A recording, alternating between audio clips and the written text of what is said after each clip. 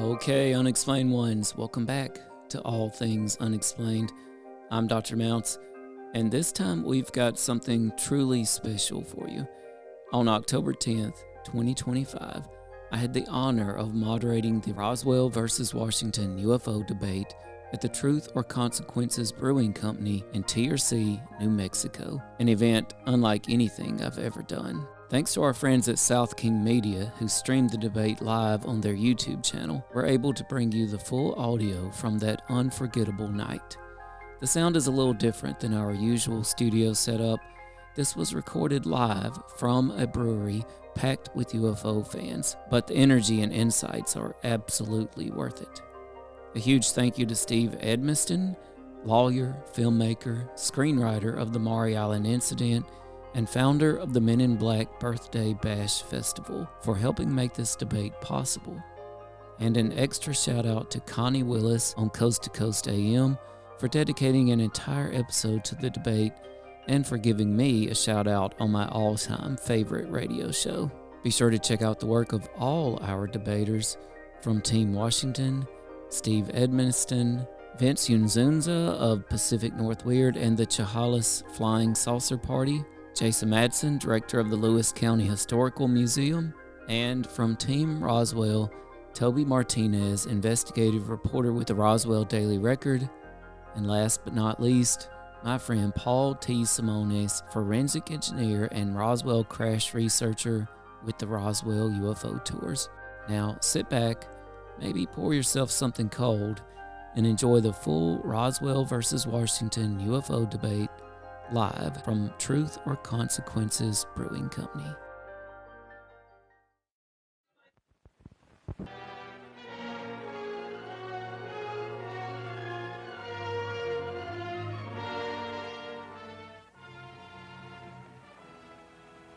I want to talk to you fighting men and women about the Battle of the United States. You may wonder what I mean by this. You may wonder why what I'm about to tell you has not been told in detail before.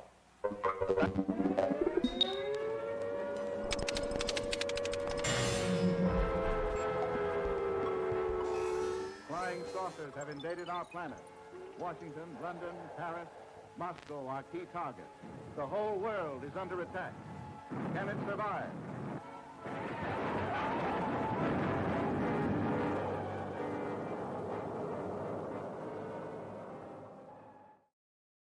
TorC, Alex. You know, some really good advice somebody told me before I came out here. They said, Tim, it's not truth or consequences, it's TorC. TorC. So I'm so happy to be in TorC with all of you. Let me hear it. Who's ready to hear some great things about UFOs tonight? I am too. My name is Dr. Mounce, but you can call me Tim because we're all friends here. Let me restart this. I am the host of the All Things Unexplained podcast, so look that up, yell at me, I'll say something back. I am also, I didn't tell you about this, but I'm also contestant 718 on season 1 of Beast Games, which is on Amazon Prime. Thank you. Started with 2,000 of us, and I made it pretty far, and I'm proud to say I made it much further than any other UFO podcaster. So, I was the top finishing UFO podcaster. Besides my Bigfoot hollering championship in Crossville, Tennessee, that became my new greatest accomplishment of my life. So I'm really proud to be here. Thanks so much to all of you for showing up tonight. And I wanted to give a big shout out right now to Marianne Blau with TorC Brewing Company. They've been so wonderful. And come on up if you want to say a few words. Okay, thanks, Tim. You guys can hear me okay? I'm not used to talking into a microphone. Okay, Earthlings, raise your hand. And Martians, raise your hand. Oh, okay, Okay, so 2 timers. Interesting. Okay, well, let's see. I just wanted to start by saying thank you. And a quick fun fact about the brewery that no one really knows is before John and I really knew the town here, and we were going to start a brewery. We knew we were going to name it Truth or Consequences Brewing. No. We knew. We were like, obviously, there's no better name. We were thinking about, we need a tagline. And one of our friends came up with, Truth or Consequences. What about, like, big questions require great beer? Or big questions require big beers, which means high alcohol beers, by the way. And we never really doubled down on it. But tonight, I would say that we're here to debate a big question. So, kind of exciting moment for that never used tagline. It's its first day out in the sun, so. So I think you'll enjoy the big questions we're going to debate here tonight. And I just have to say that what I love about this event is it's giving us all a chance to come together over conflict in a very fun way. So thank you for being so fun, all the organizers and participants, because it is fun to just have some fun conflict. So thanks everyone for coming out for this.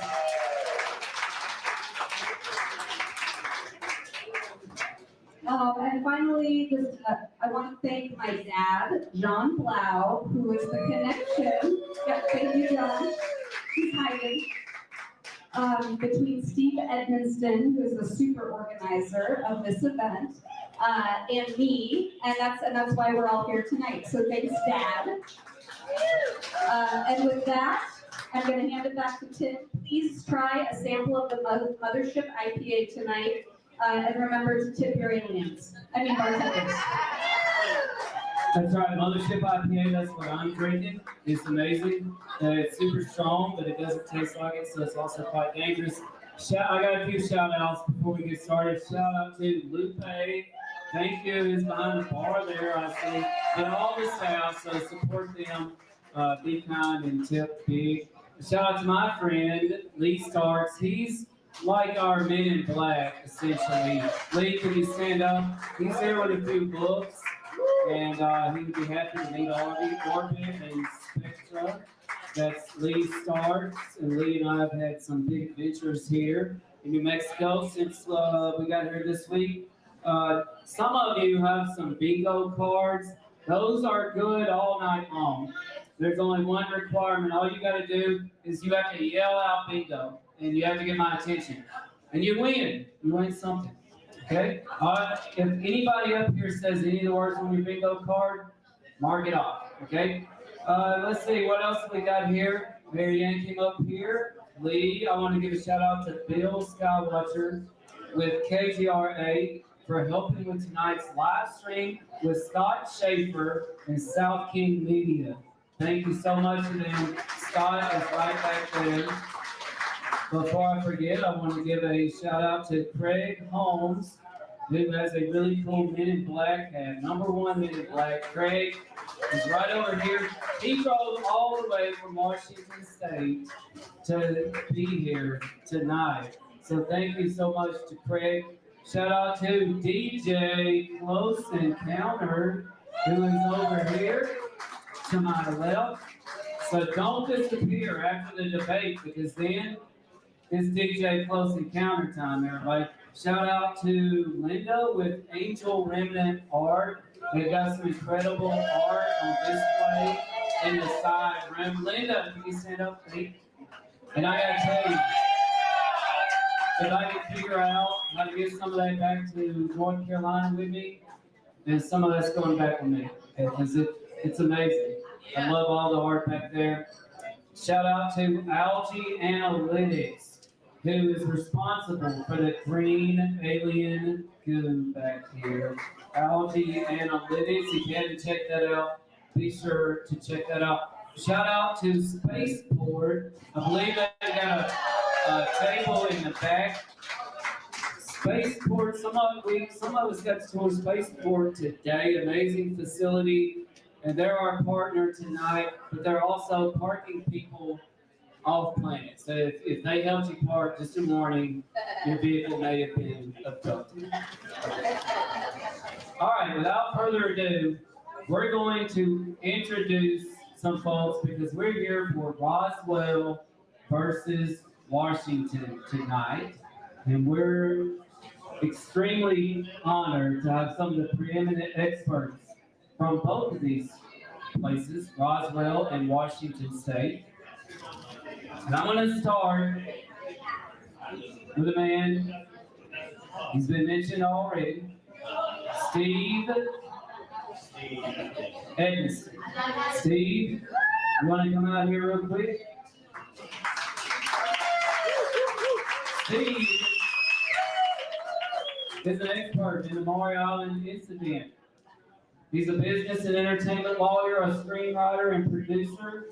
I was lucky enough to see one of his films last night at the El Cortez, a wonderful establishment. He's an expert on the Maury Island UFO encounter, history's first Men in Black case. He's the co-founder of the Men in Black Birthday Bash, the MIPPP, I gotta be careful I say that fast, and writer of the Maury Island incident film. Y'all give it up for Steve Edmiston. Steve. Well, thank you, Tim. Let's give it up for Tim, our host tonight. I don't know why he decided to come out and host this, but we're so happy that he did. Free beer.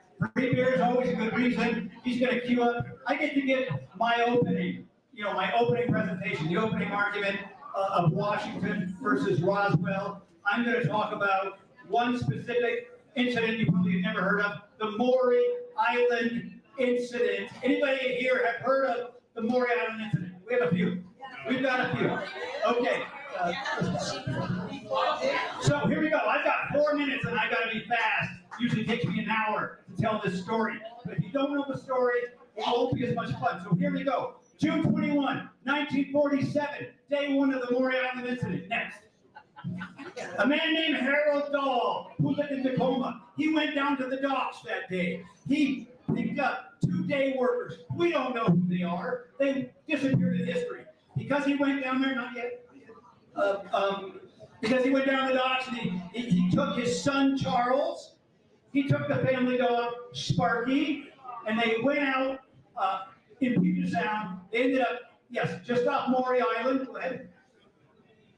And off Maury Island, on their boat, the North Queen, they encountered 6 flying discs shaped like donuts.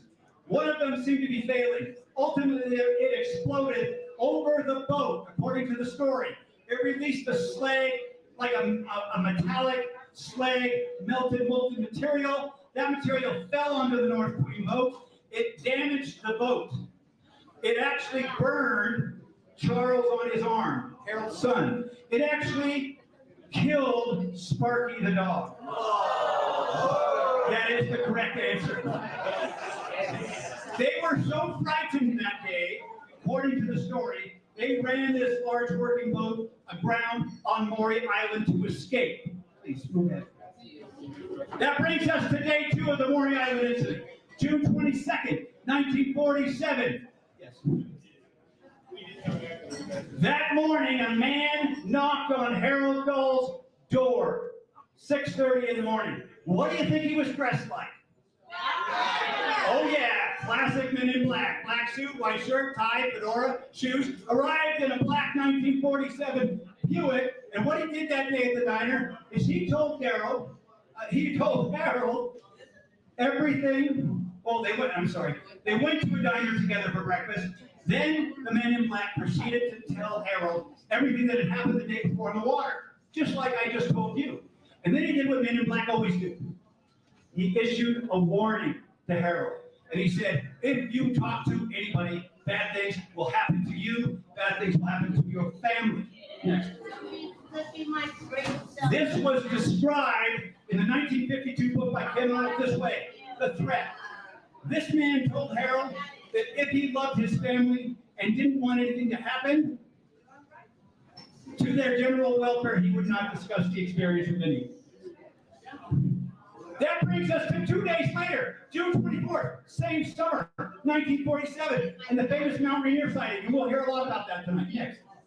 And if you're not keeping track, just 2 weeks later, well, I'm sorry, the Summer of the Saucers, 1947. Those sightings kick off an entire summer of flying saucer sightings around the country. Thousands of them reported. One of them was this one. Just 2 weeks later, a little alleged crash of a UFO in a place called Roswell, New Mexico. We'll talk about that a lot tonight. But here's where the story gets weird. It gets weird because the Army, the Air Force, the newly formed CIA, and the FBI began to investigate these sightings. And they all met in Tacoma, Washington, to interview Harold Dahl. And in the interview, Harold Dahl told them everything that I told you, and he actually ended up giving these guys some slag, samples of the material that fell from the UFO, and they took that slag, the investigators from the Army who had been flying up in a B-25 bomber, I'm not joking, they picked up the slag, they got back on their B-25, and they went back to California, except they didn't make it the whole way. That plane carrying alien slag spontaneously caught fire. Oh my God. The pilots were able to get 2 passengers into parachutes, and they lived, they survived the crash, but unfortunately it was too long, and the pilots died in the crash. How do you not know this story? I'll tell you how you don't know the story. It's because if you go on Wikipedia tonight, you will find something somewhere that says Harold Dahl made it all up. Well, if he made it all up, why are we here talking about it? Right? Here's the reason. Next slide. Because we have the FBI's investigation records. The FBI investigated the plane crash, the plane that had alien slag from a UFO, right? And in that investigation, we found out the FBI concluded it was not a hoax. Harold never confessed to a hoax. That the confession was fabricated. That Dahl made up the idea of confessing so he could be known as a liar as opposed to a crazy person that saw a UFO. That investigation goes all the way up to J. Edgar Hoover. Super interesting. And we have a hero, Agent Jack Wilcox, who wrote all the documents that we have, which is why we know the story. Next. The most important document that we think in UFO history that we have is this one, and it's the document where Jack Wilcox tells J. Edgar Hoover that Dahl did not admit to a hoax. Go ahead, we'll go to the next one. We're finishing up. So, here's what happened. The FBI was happy to get rid of the case. They sealed everything about Maury Island and its investigation for 50 years as top secret. Dahl's fabricated hoax was unchallenged. That's why we all think it's a hoax. That's why we go to Wikipedia tonight and still see it. So the Maury Island incident was wrongfully forgotten. Yes. And we're here to change that tonight.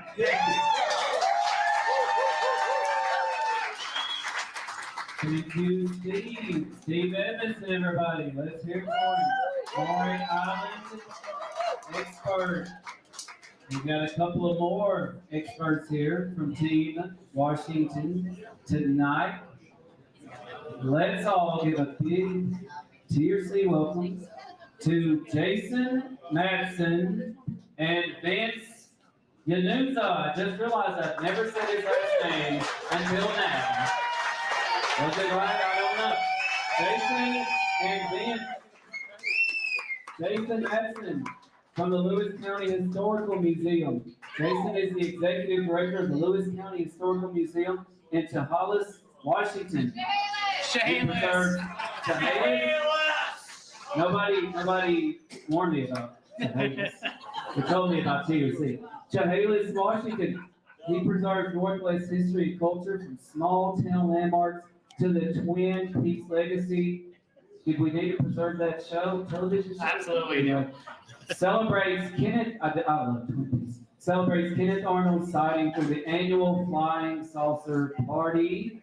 I hope I get an invite to that. to the next one. Vince Menza right here with us tonight from the Pacific Northwest. I've been to the Pacific Northwest.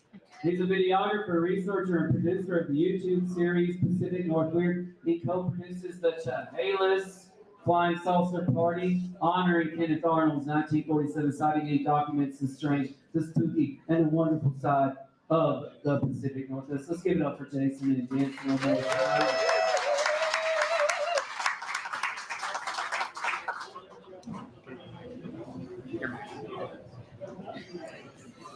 Hello, everyone. Thank you for coming. We have a very important story to tell you about the history of flying saucers. Because it all started with us. Yes, it did. This is going to be kind of a duet here. Imagine Kenny Rogers and Dolly Parton. Yeah. Sorry, we have a bingo. I'm sorry. An override. Oh, okay. So just like that, we've got a bingo because it didn't take long to talk about Men in Black, the Air Force, truth, whatever that means, flying saucers, and beer, drinks, and drinkers. So thank you so much. What's your name? Brandy. Show everybody what you got there. Brandy's officially in MIP. Thank you. Brandy, and all the other cards are still active. So just yell it out if you get one. All right, Vince. On June 24th, 1947, the flying saucer was born. It started in Chehalis, Washington. A private pilot and businessman named Kenneth Arnold flew out of the Chehalis airport. He was looking for a downed marine transport that crashed in the Cascades about half a year earlier. There was a $5,000 reward. While scanning the mountains for the wreckage, Arnold witnessed bright flashes of light coming from near Mount Rainier. As his eyes focused, he saw that the flashes were coming from 9 aircraft flying in an echelon formation. The craft were crescent-shaped and were unlike anything Arnold, an experienced pilot, had ever seen. They were flying south from Mount Rainier to Mount Adams. Arnold used the two mountains as markers to determine their speed, which he estimated at a whopping 1,200 miles per hour, an unimaginable speed at the time of any known aircraft. Arnold's first thoughts that these could be secret weapons from the Soviet Union, and it was his patriotic duty to report them. He immediately landed in Yakima, Washington, and described what he had seen to some pilot friends. He then flew to Pendleton, Oregon, just over the Washington border, and reported his sighting to the East Oregonian newspaper. When asked about how these craft flew, Arnold described their flight pattern as erratic, like a saucer skipping over water. This description hit the news wires, and within days, the Associated Press coined the term flying saucer. And the modern age of UFOs began. That is definitely worth an applause. In the months that followed, thousands of flying saucers were reported across the nation in an unprecedented UFO wave known as the Summer of the Saucers. Arnold quickly became a national celebrity, forever known as the man who first saw the flying saucers. He also became the first citizen UFO investigator, flying his plane to interview eyewitnesses and experiencers throughout the Pacific Northwest. His story also graced the cover of the very first issue of Fate magazine in 1948. As the years went by, Arnold struggled to uncover the truth behind the UFO mystery, facing an uphill battle against public mockery and a government cover-up. But he never once wavered on his story. He saw something important, something that changed the world. Eventually, his story became less known as more popular cases such as Roswell began to take prominence. But we, the representatives of Washington State and UFO, are here today at the Truth or Consequences Brewery to set the record straight and to remind the world where it all began. Oh, yeah.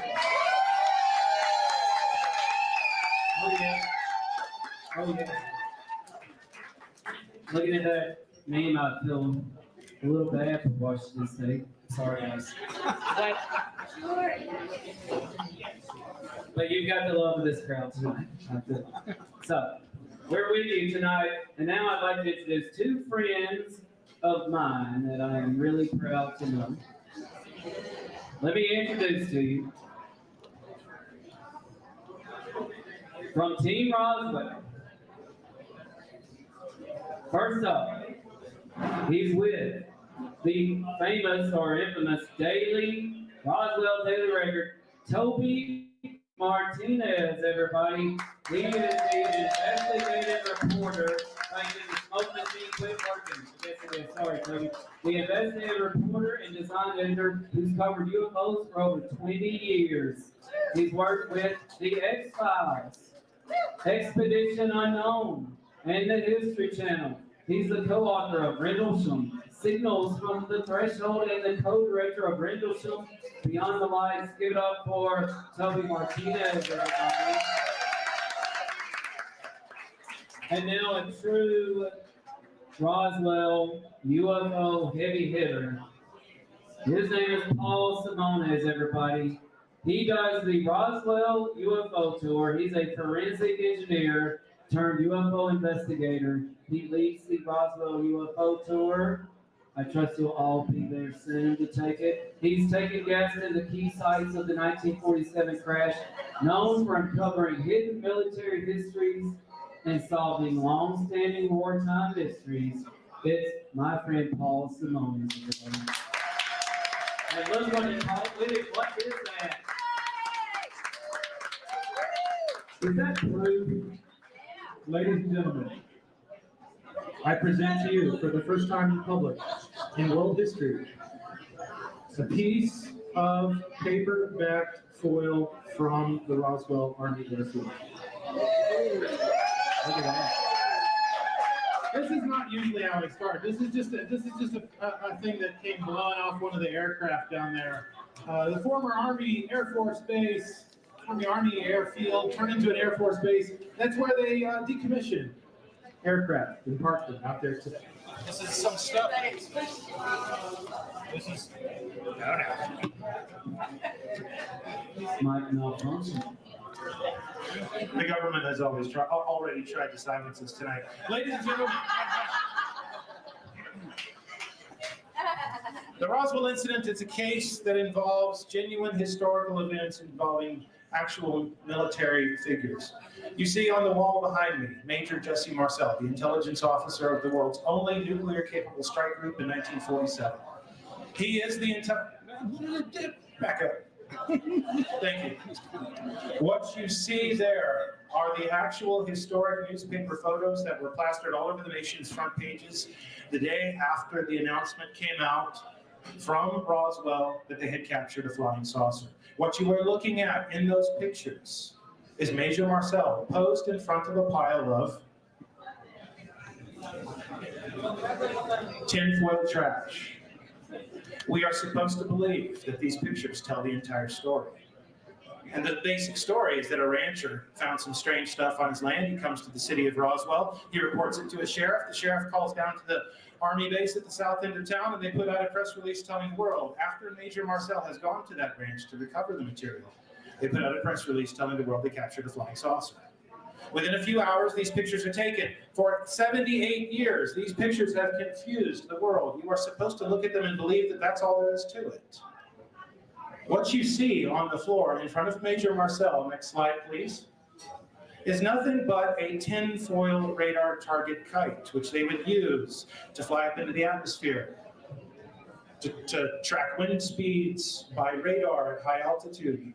They took one of these, they smashed it up, they threw it on the floor, they brought in a newspaper photographer. Let me ask a quick quiz question. Next slide, please. Actually, hold on. Go back one. Where are these famous pictures of Major Marcel taken? Who knows? Who knows? Free prize.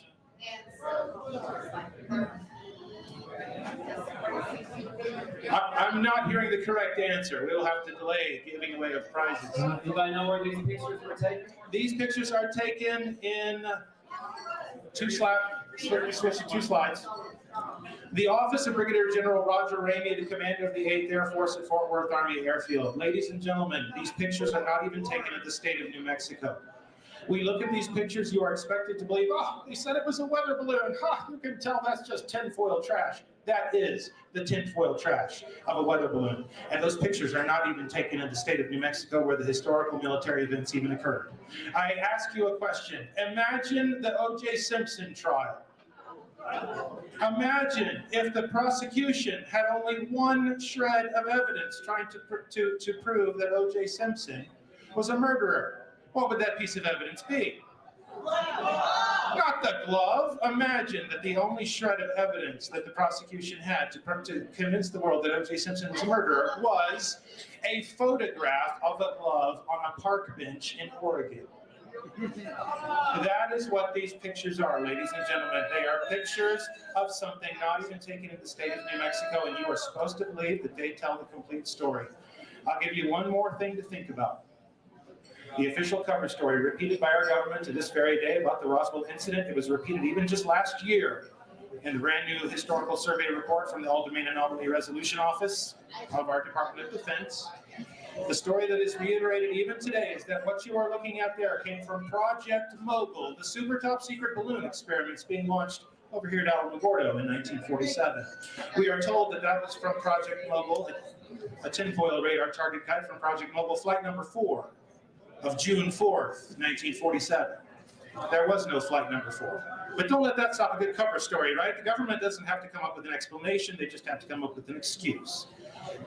Flight number 4 of June 4th, and these pictures are taken on July 8th, which means you are supposed to believe, ladies and gentlemen, that the stuff that you are looking at in these pictures laid out on Rancher Mac Brazel's land in the monsoon season of Lincoln County, New Mexico, with its windstorms, rainstorms, hailstorms, flash flooding, dirt that clings to metallic surfaces like powdered sugar, mud that turns to rock, a land of wild antelope, free-range cattle that leave cow patties every 10 feet, grazing sheep that leave anything shiny and fluttering in the grass in front of them.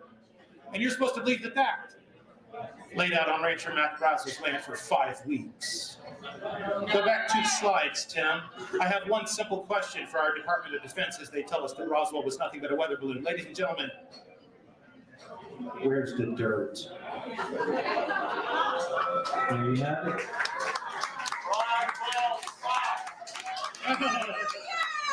Hey, guys, can you hold up what I just brought out to you? Oh, yeah. Hold them up so everybody can see.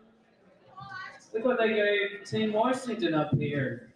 Why don't you go ahead and read it, Vince? What's the top headline? What's the top headline, Vince? Top of the page. It's upside down. He did get a concussion. RAAF captures flying saucer on ranch in Roswell region. And that's the whole reason we're here, because of Roswell.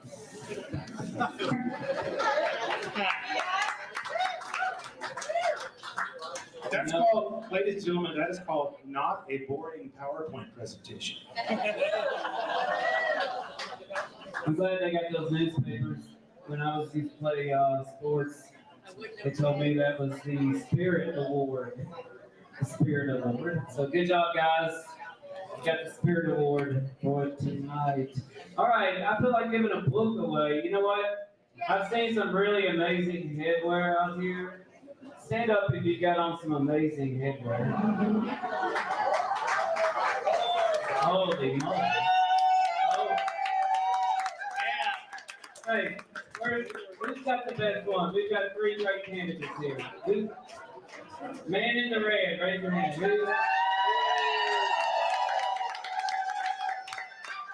Man in the fancy blue hat, raise your hand. And another metallic hat right here. All right, pink is it metallic hat in the green shirt? Fancy blue hat. Mr. TorC. Let's go. We get a book from Lee Charles Orbit. Congratulations. All right, let's get this thing going now. We're going to have a few minutes for each team to answer my questions, and then a couple minutes to reply to that, and I'm going to start with this. All right, so round one, we got 3 minutes each. Team Maury Island, you're up first. Okay, folks, the government loves to put things down, right? Say things are fake. The government said, Maury Island incident, nah, that didn't happen. Sparky, he had it coming. That's literally what the government said. The government said, Roswell, if the balloon doesn't fit, you must have quit. It was just a weather balloon. It was just Project Cornwell.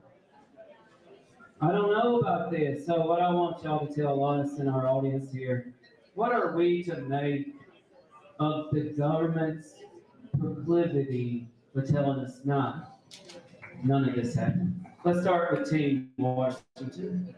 You have 3 minutes. 3 minutes. Okay. So I think the Maury Island story is extraordinarily unique, not just Washington versus Roswell or Washington events. It's unique for a lot of reasons, and the government's role in the case is unique for a lot of reasons. And the reason is this. Normally, you have a witness to a UFO, and then there's, the government comes in and says it didn't happen, it's a weather balloon, it's something else.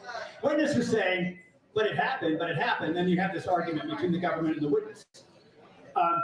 In the Maury Island case, really different structure. The reason we know what we know about Maury Island is because a B-25 bomber crashed in peacetime in the state of Oregon, carrying 2 Air Force intelligence officers and alien slag from a UFO investigation. And the FBI was charged with that investigation. So it's a really odd construct. The FBI is investigating this crash, and it happens to be history's first X-file. Because we have an agent named Jack Wilcox. He's a special agent in charge in Seattle and Tacoma. And he's basically over a 3-week period reporting directly to J. Edgar Hoover and telling Hoover, here's what happened at Maury Island. And by the way, when Harold Dahl says he made it up, Harold's telling us privately, oh, no, I saw what I saw, but I'm now so afraid of the Men in Black warning. I'm now so afraid of all the bad things that's happening. I will say I'm a liar. And so the government actually didn't mind that. Harold was now a liar and not a UFO witness, and they were happy to let it slip into history, close the case. So it's a really unique construct where the government and the witness are collaborating to cover it up. And I don't know that I've encountered that situation before. We got a bingo, everybody. You got 1 minute left, but we got a bingo. I thought I was being called Schmiegel. I didn't know what was happening there. Come on down, who got that bingo? Let's get some, y'all got something to give away up here? We have the coming of the saucers for, what's your name? Amanda, congratulations, Amanda. The coming of the saucers. We even have another winner. Sir, what's your name? Captain Mike. Captain Mike. I've got right here a Roswell, New Mexico beer koozie from Hangar 209 downtown Roswell. That koozie's made with love. I can tell you that. And sir, what's your name? We got Greg here. What we got for Greg? Oh, we got a t-shirt from, yeah, let's see it, from Team Washington. Look at that. All right. They told me bingo. They told me bingo was going to pay off, but I didn't know it was going to pay off this much. Woo. All right. Team Washington, you have 1 minute left. Let's roll. So I think what I want to leave you with is when we talk about the government's involvement in the investigation of Maury Island, and we talk about its complicity and collaboration with the actual witness to cover it up. It's not one sheet of paper. It's not one newspaper headline. It's this. Will you hold this for me, Vince? Yeah, go ahead. This is a two-hander. This is my file of the FBI records that relate to the Summer of the Saucers and the Maury Island investigation. Hold it sideways. Hold it sideways. It's about 2 inches thick. It's very robust. I challenge any other UFO investigation on the planet that was conducted in real time, not 60 years later with people writing books. In real time, no other UFO incident has been investigated to this extent and with this documentary record. Thank you. This red beer bucket, lid courtesy of TorC Brewing, means your time is up. I'm supposed to throw it at somebody, but I'm not going to do it. And also, I hope the live stream did not pick up all the comments on Steve's previous comments about the 2-inch thick thing. Okay, Team Roswell. Strange government explanations. Oh, we got a bingo. Roswell, you're going to have 3 minutes on strange government explanations after. Oh, you, another one. I've seen you before. What's your name, man? Jessica. We got something for Jessica. I wish I had Jessica's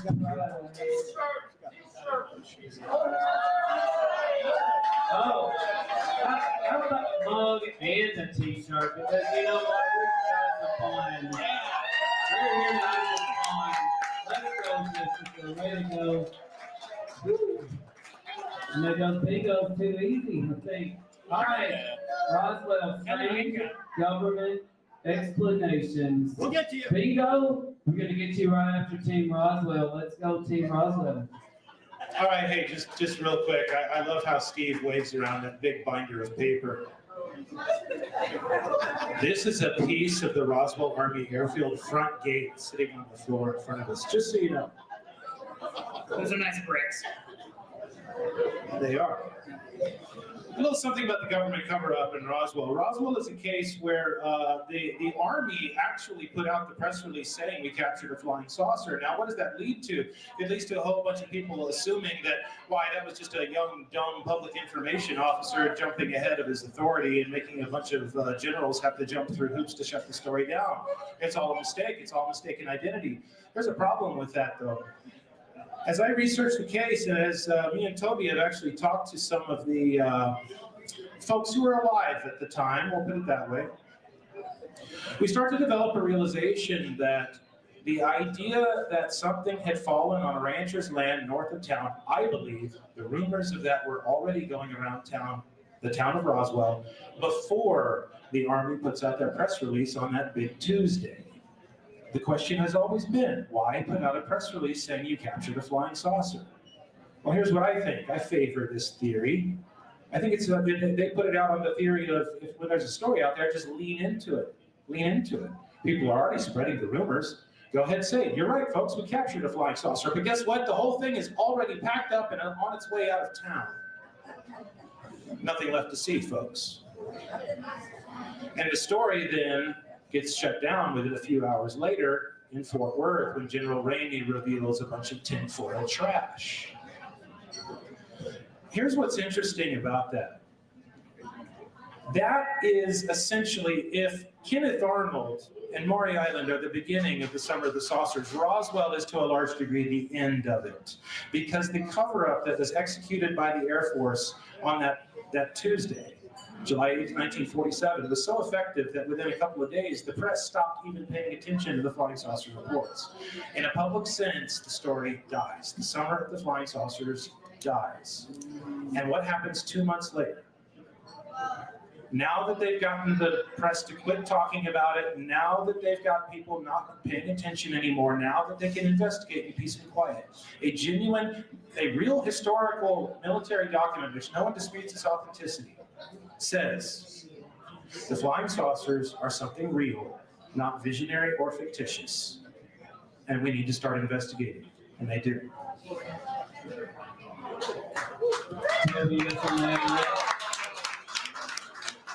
Can we get a round of applause for Tim for designing the bingo cards around Steve's presentation?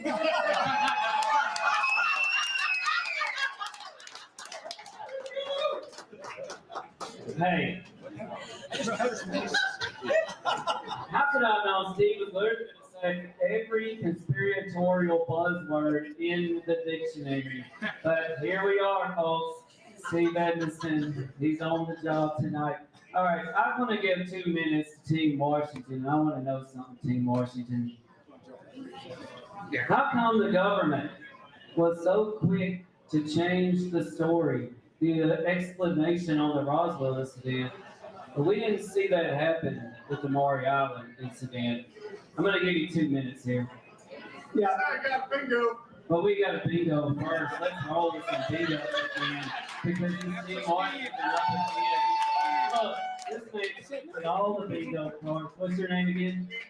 Andy. Andy, we got something for Andy tonight. Here you go. Andy, come on down. Get this shirt. Andy, you got it? And we had another bingo, I thought, didn't we? Yeah. Yeah. Let's get something out. What's your name? I met you earlier. We're going to get down to the stickers. Her name is Lady at the Bar. I met her earlier, and you've got some stickers, I think, up here. No, a mug. Look at that. All right, Team Washington, you've got 2 minutes. Let's roll. What happened with Maury Island and the government? I don't understand. The great thing about the Maury Island story, whether you believe that Harold Dahl saw 6 flying discs, that they dropped burning slag, that his son was burned, that his first dog death ever by UFO, first encounter with a Men in Black in our modern popular culture, whether you believe any of that, we have an incredibly detailed government record of the investigation. And the problem with the investigation is only one thing. They sealed it. The investigation is robust. The investigation is detailed. They have all the interviews with the witnesses. They looked at all, they just did an amazing amount of work. But at the end of the day, Harold Dahl wanted to make it go away, so he collaborated and said, I'd rather be a liar and confess to a hoax that I'm inventing than be a crazy UFO person and have bad things happen to me, like the Men in Black told me they would. And so the government really was not proactive. It was really just opportunistic. Witness wanted to make it go away. Government said, fine. Alien slag we recovered at the crash site. True story. They recovered at the crash site the slag on the airplane. I think it's next to Indiana Jones' Ark of the Covenant in that warehouse, because we don't know where it went. But that complicity made it easy to make it go away for 50 years. And when you don't have a narrative for 50 years except hoax, it's hard to catch up to these guys. They had a 50-year head start. All right. Well, I'm Till Mounce. Again, thank you for joining us tonight. I'm the host of All Things Unexplained podcast. And one of the things I started doing recently is I was digging into the JFK files, and I actually discovered some new evidence about the Roswell incident. Never before heard audio of the government clearly covering up evidence, obfuscating from FOIA and UFO researchers. Team Roswell, you got 2 minutes here. If the government had been more transparent from the start, might Roswell have ended up a little different? I think it probably would have been more popular because they would say, hey, we have an actual flying saucer here. I mean, what's better than the real thing? Ours crashed. Well, theirs just kind of flew by and zapped the dog. Ours flew by, but the story continues on. Every documentary you see starts with Kenneth Arnold and his sighting. It was the one that made the papers. It was the one that coined the term flying saucer. How many movies have they made about him?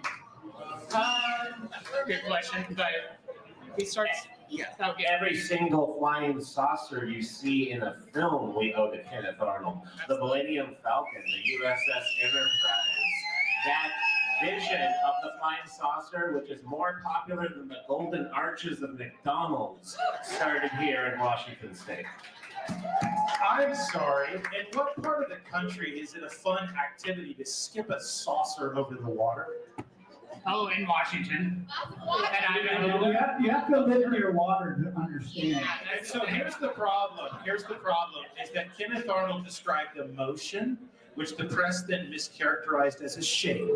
And because of Kenneth Arnold choosing the term flying, or leading to the term flying saucers, now we have all the hoaxes. All the people creating the ridiculous little buzz saws that they strapped a bunch of electronics to and fling it over somebody's fence. That is why we get the hoaxes. If he had described more accurately, in such a way that the press would actually latch onto it and keep a hold of it, the shape that he truly saw, which was a convex triangle in the rear of a curved front shape, and then a bat-wing shape among the 9, then we might actually be getting somewhere and not be having so many hoaxes that we have to deal with. I think Toby has seen an intriguing artifact relating to this.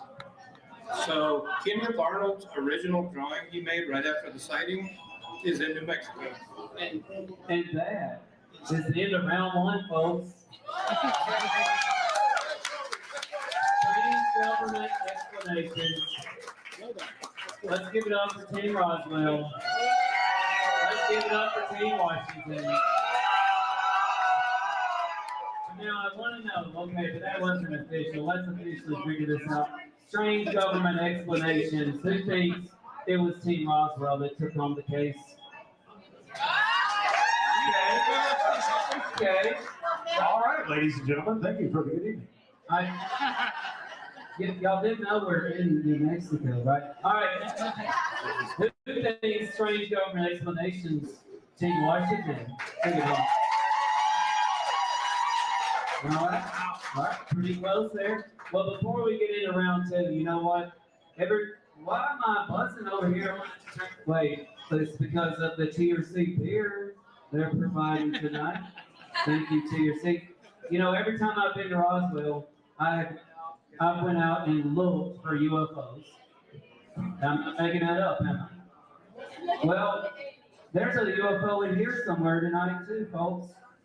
And it's under one of these tables. There's a UFO under one of these tables. So, folks, have a look under your chair, under your table. You may find a UFO somewhere. Everybody have a look. Leave marks. Did you look under your table?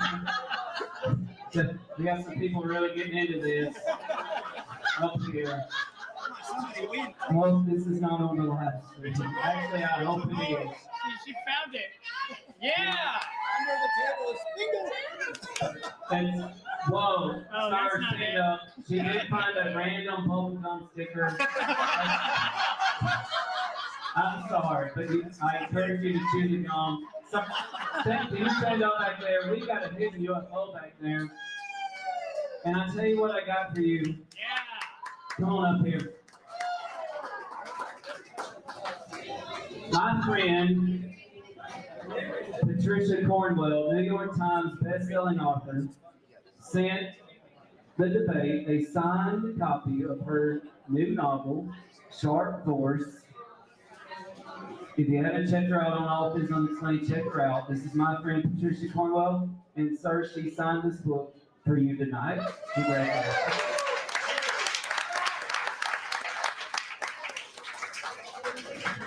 All right, we're gonna move on into round 2 tonight.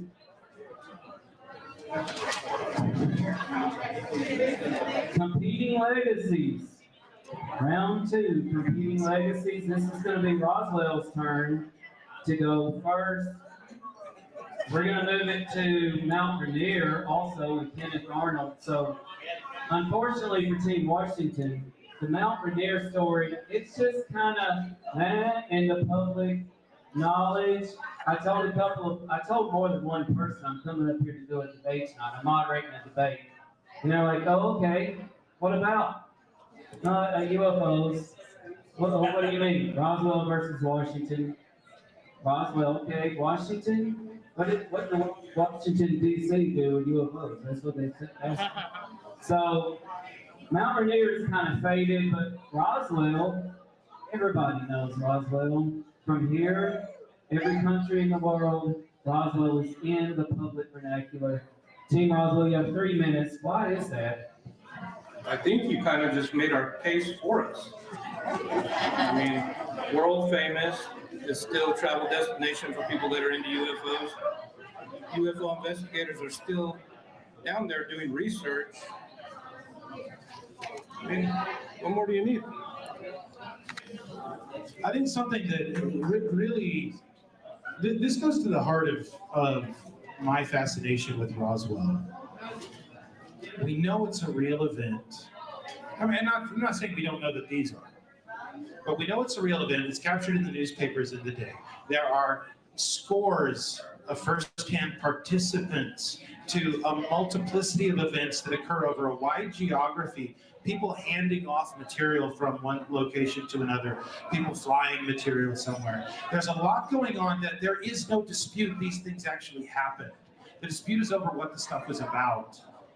And it's almost proof enough to see how the government continues over decades to jump through hoops to tell us nothing happened here.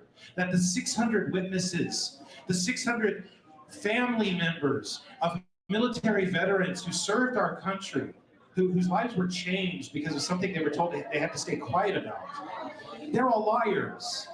We are told that over and over through one explanation after another produced by the United States government talking about Roswell. In 1994, they put out a report. 1997, they did another one. And here just last year, the All Domain Anomaly Resolution Office put out a new reiteration of what happened at Roswell. Nothing but a weather balloon.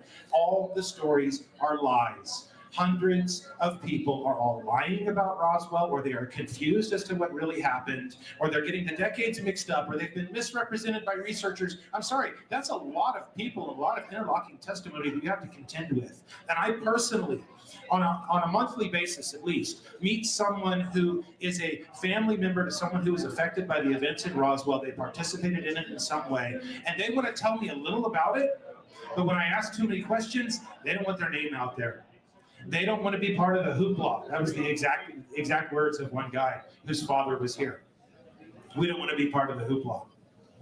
And there is a stigma on this whole thing. A real event occurred. For 78 years, we have been lied to over and over again about what it was. I don't care if it was aliens. I really don't. I want the lies to stop so that the people whose fathers and grandfathers participated in this, they just wanted answers for their entire lives, so they get some answers. Did that even answer the question? I don't remember what the question was. Covered a lot of bases. And to prove the point, Roswell is so legendary, the aliens never left, as proven by this picture taken last week. There they are.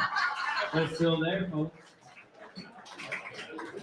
All right, Team Washington. I got to tell you here, you got 3 minutes. I don't know if it's just the people I hang out with or what, but literally nobody I know knows anything about Mount Rainier and Kenneth Arnold. Why is that? Well, I mean, Roswell's got a great press agent, and we're here today to tell you that the Kenneth Arnold story and Maury Island deserve equal prominence in the UFO conversation. So when we think about what was happening in 1947, Kenneth Arnold did not have a history of other UFO witnesses in culture who had spoken up.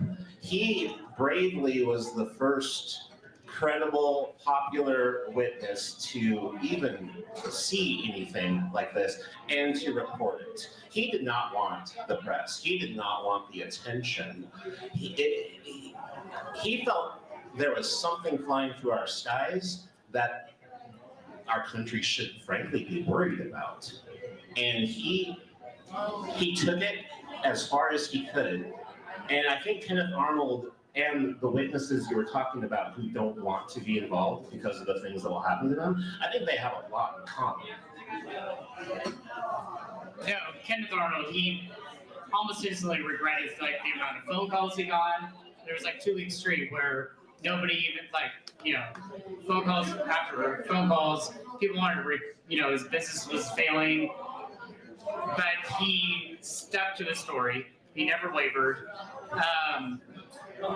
And then he went on to he became so fascinated with it, he went on to investigate more stories, like the Maury Island incident, the nudist for Venus that happened, in also my county, Lewis County. So yeah, he stuck with it. He never wavered, and he was never afraid of, the repercussions.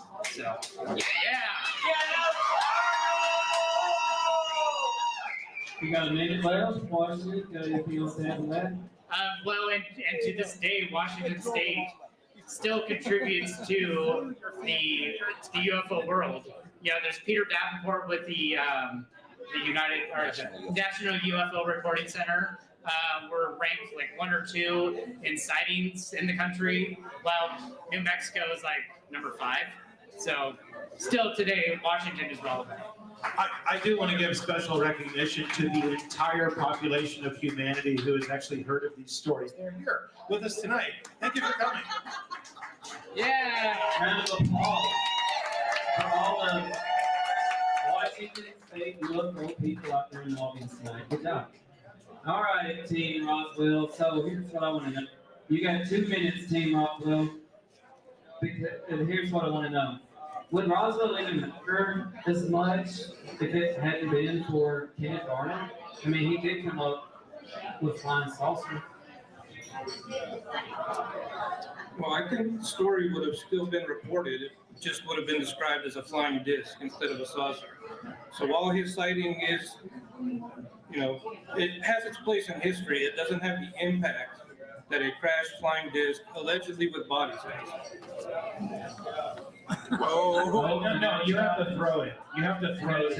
But it doesn't count unless you hit, and he did, and he Paul Simone's with the challenge UFO. You go. I think it's very fair to say that the Roswell incident would not have even made a newspaper headline without the fervor and the buzz that Kenneth Arnold ignited just 2 weeks earlier. We would not even be talking about Roswell. Roswell would not have the beautiful tourism and the, how do you put it, Steve? The Roswell Industrial Complex. One of those two, yeah. None of that would be possible. No one here would be sitting here listening to this debate without what the craziness and the fervor that Kenneth Arnold kickstarted. Who had the contact who to get a debate?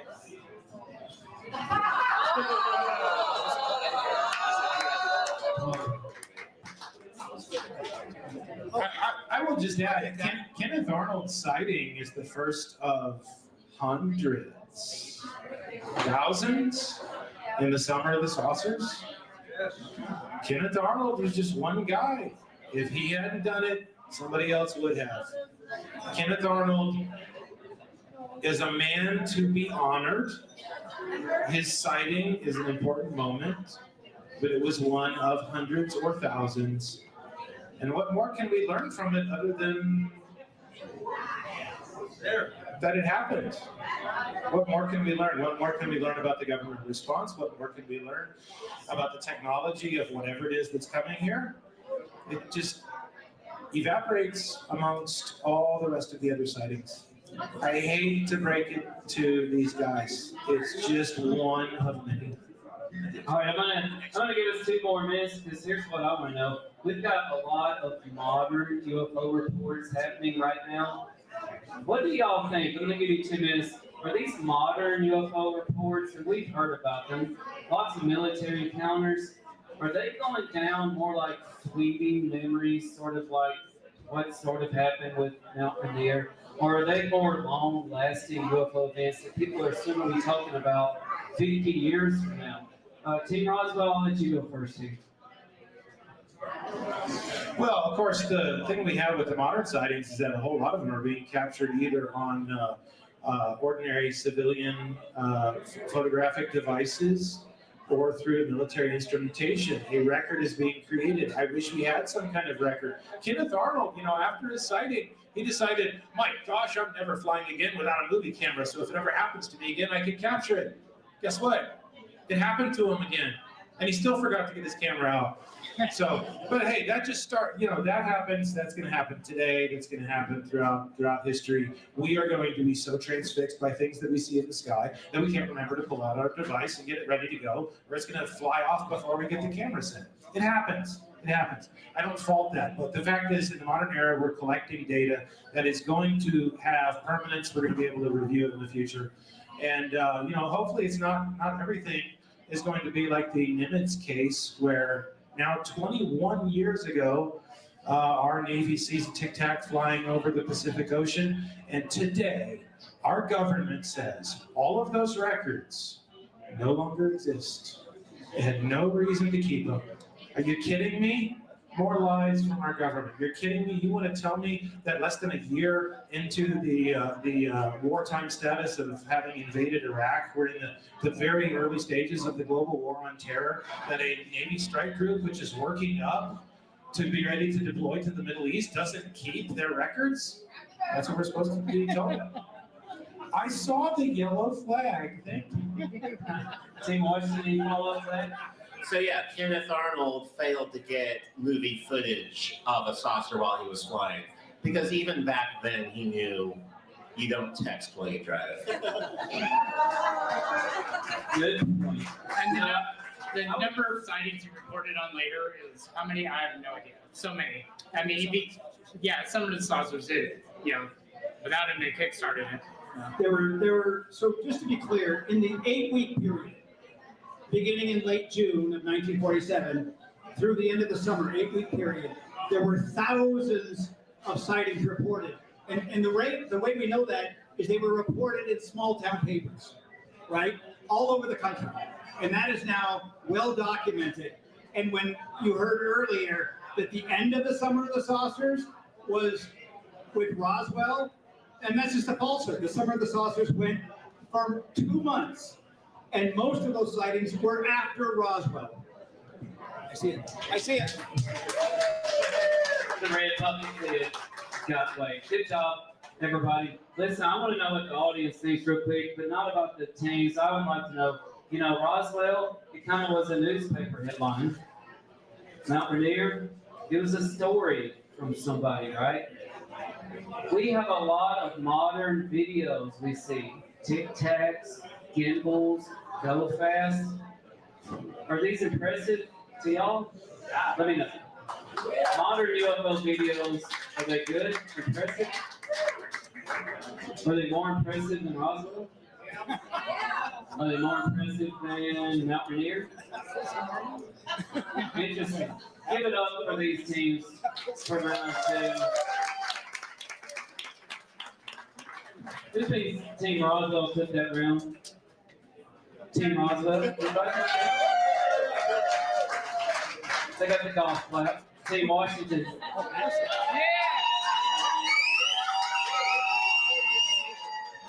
And let's make sure to give it up for our staff. Lupe.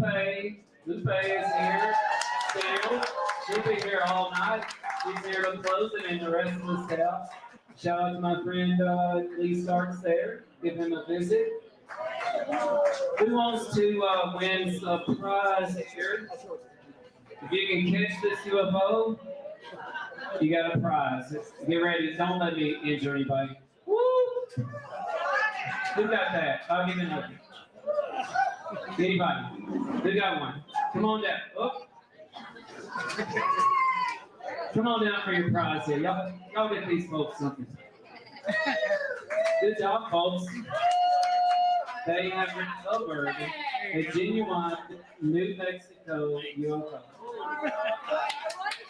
You get this, and you get to keep the UFO. You guys are doing good. Prizes galore. Prizes galore. I need a volunteer. Can I get a couple of volunteers to come down here with me? Yes, ma'am. Come on down. Y'all get some prizes ready for it. You gonna volunteer? All right, come on down. Folks, shout out. Everybody give a round of applause for TorC Brewing. You know what we're gonna do? We're gonna do a little beer trivia real quick. I think we've got time. Okay, real or fake? It's kind of like our whole topic tonight, real or fake. What's your name? Marcia. Julio. All right, Marcia. Mothership IPA. Mothership IPA. Real or fake? Real. You got it. That's what I'm drinking. Mothership IPA. We got something for Marcia. Marcia. Have you ever heard that before? All right, Julio. Project Mogul IPA. Project Mogul IPA. Real or fake? Never heard of it. He's never heard of it. I promise you, if Julio's never heard of it, it is indeed fake. Good job, Julio. Let's get this enterprise. Thank y'all. Thank you, Marcia. Thank you.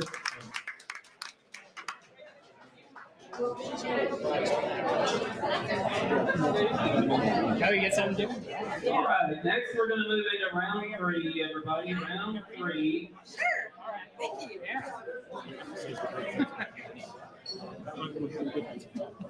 Round 3 is about the cultural impact that UFOs have had.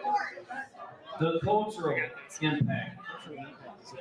Roswell, we know it's had a major cultural impact. Paul Simone's here is proof of that. He conducts the Roswell UFO tours. Where can I get the Mount Rainier UFO tour? In Chehalis, Washington. Oh, okay. Here we go. So Roswell has had a significant cultural impact. The Washington events may be slightly less. Toby has advised on things like the X-Files, which has talked a lot about the incidents on the X-Files. I'm going to start this with Team Washington, though. Team Washington, what's your take on the cultural impact of the Washington incidents? Well, thanks, Tim. This is like my favorite topic. Because ultimately, everyone on this stage, I think all of us agree that we all want to investigate further, and we all have very open minds. And while we're having a lot of fun tonight, we're probably not really trying to tear each other's stories down as much as enjoy the entertainment value of it, attacking the weaknesses. Yes. We like that. We like it. But this is important, ladies and gentlemen. I think this is critical. Let's talk about the cultural impact of Roswell, just for a minute, just by the numbers. 460 motion pictures have been made featuring Roswell as a topic, 340 TV series or episodes. Oh. We got a challenge. The challenge flag has been thrown. Let's go, Paul.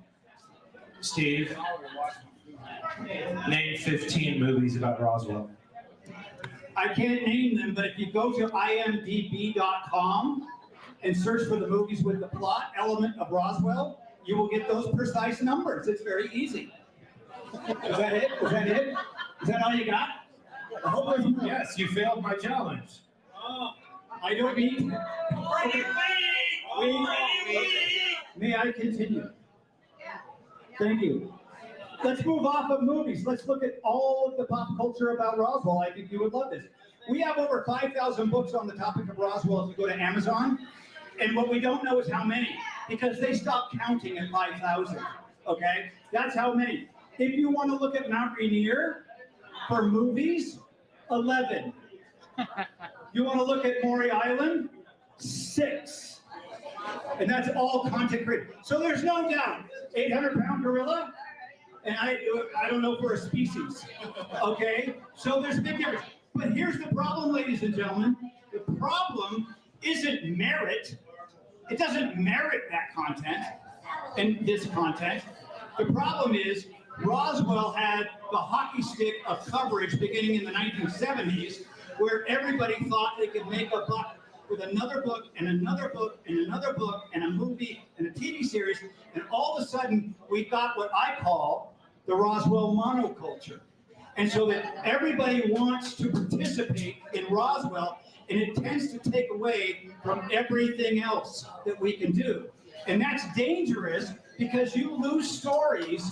And let me tell you one story, and I'll ask your indulgence to tell one story because it's local. When you only talk about Roswell, you don't hear about Annabelle Mobley,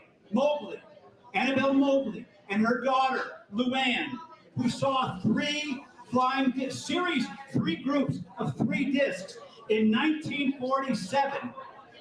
and she saw them, and they were so frightened, Annabelle and her daughter, that they drove all the way from Hot Springs, New Mexico,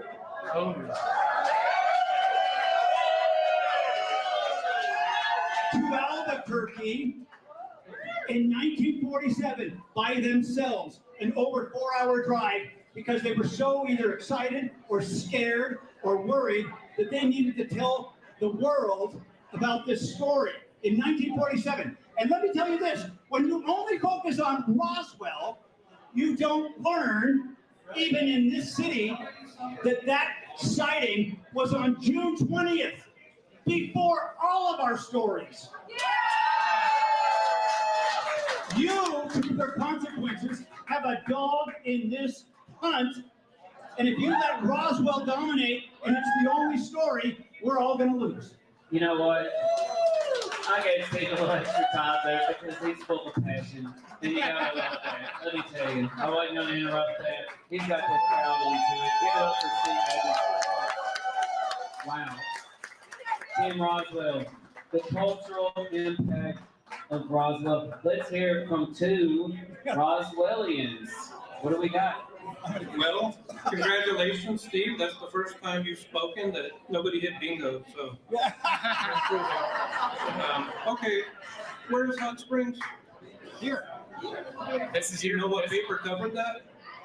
You're in Hot Springs right now, Yeah. and it got renamed. What paper covered it? The Roswell Daily Record. This paper. And the next gift we're going to give is this. Anybody who wins a prize, we're going to give this, right? Yeah. It makes great wrapping paper. If you're moving dishes or fine china, you wrap this around anything. It's not going to break like the saucer did. It's not thin like foil. I'm gonna ask a friendly question. It has been posed to me in a not very friendly way. But I'm going to pose it in a friendly way. Sure. How many family members of participants to the events that you are here to talk about have you had a chance to meet and interview and talk to? I'm curious. Oh, well, one at least from us. Yeah, one. One? Okay. I was born in 1980. They were all born. So we have people in the audience tonight that have talked to some of the heirs of Harold Dahl right over there, one of our investigators. And we have a lot of our investigators tonight are all meeting, and they're all having a great time in a live stream at Marino Mercantile. And I'll have beer spot for me now that I called them out. Marino Mercantile. So I do not have decades of experience researching the Roswell case. You know, it's been posed to me, how many firsthand witnesses did you talk to? Well, I don't know. Most of the firsthand witness stories about Roswell were being collected when I was in kindergarten. So they weren't around when I got into the case. So I ask that respectfully, and I love the fact that you have answers. You've talked to people who are involved. When we talk about the cultural impact of some of these events, I'm going to say this very tongue-in-cheek, but I mean this with all the love in my heart. Roswell has a cultural impact because it was real. Because hundreds of people were affected. Am I getting responses from the cheap seats? Did you guys pay your little entourage to come here and disrupt the Roswell case? Is that what's going on? I was going to make a very serious point. I mean, I've literally had an amazing opportunity to speak to people whose deceased parents or grandparents had something that they carried with them. They expressed it near the end of their life. And they're not out there seeking fame and fortune. They're not out there trying to get their names and their families in a book. I have to be very careful talking to those people if I want to use that information. The cultural impact is that whether it's Roswell or whether it's these events that I think we could fairly say probably involved a smaller number of people, but nonetheless, they involve real people, real families, real descendants. They have an impact because they really happened. Yeah. And that is a very good point. That is a very good point.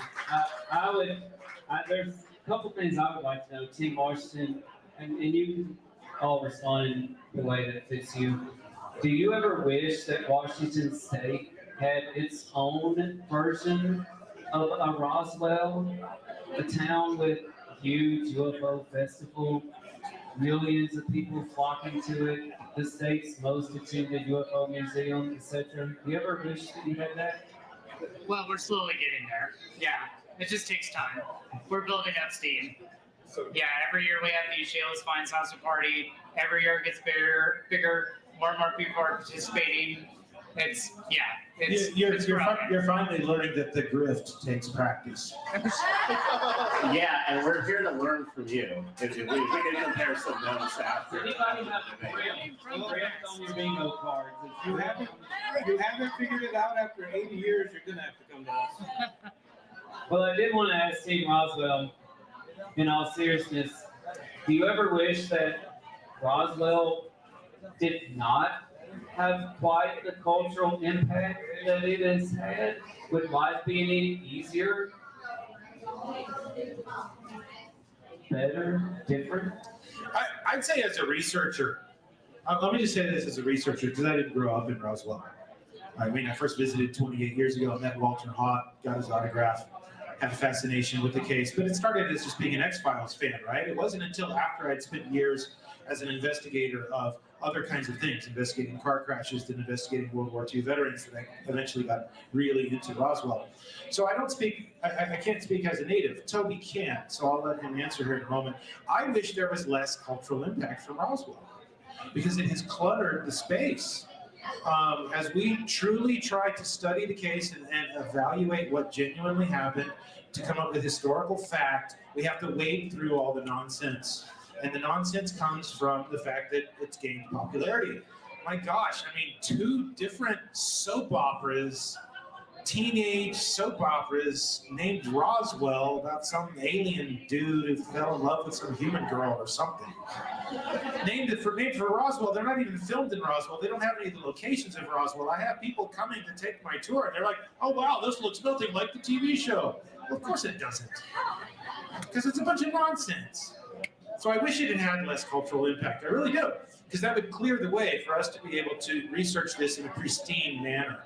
But I'll let Toby talk a little bit from the cultural side, because he grew up there. So I think from the cultural side, I like the impact it's had, and here's one reason people may not think about. Children growing up there become more interested in space early on.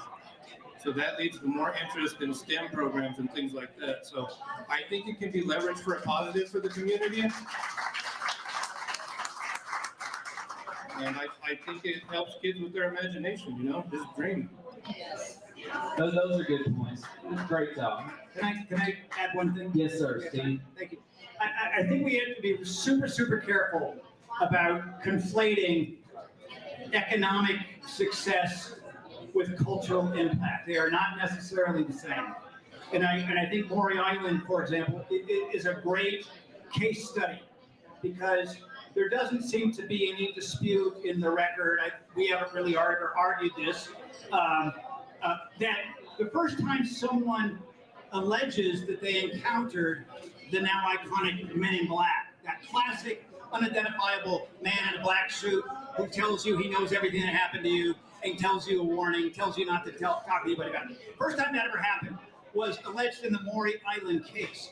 So even if and we know we can trace that incident to people who knew of that incident and chose to exploit it, right? We can trace it through books in the 1960s. So it all comes from Maury Island. Now, that Men in Black story is everything you now know. Will Smith, Tommy Lee Jones, the full franchise, the X-Files, Ancient Aliens, everything you've ever seen in our view of Men in Black comes from this story. Now, it doesn't make a lot of money. Maybe someday we will. We're learning from you. We want to. But don't. I wish you far more success than the lessons that I've learned. But don't be fooled that the lack of success means it doesn't have cultural impact, because it clearly does. Thank you. Indulgence. Yes.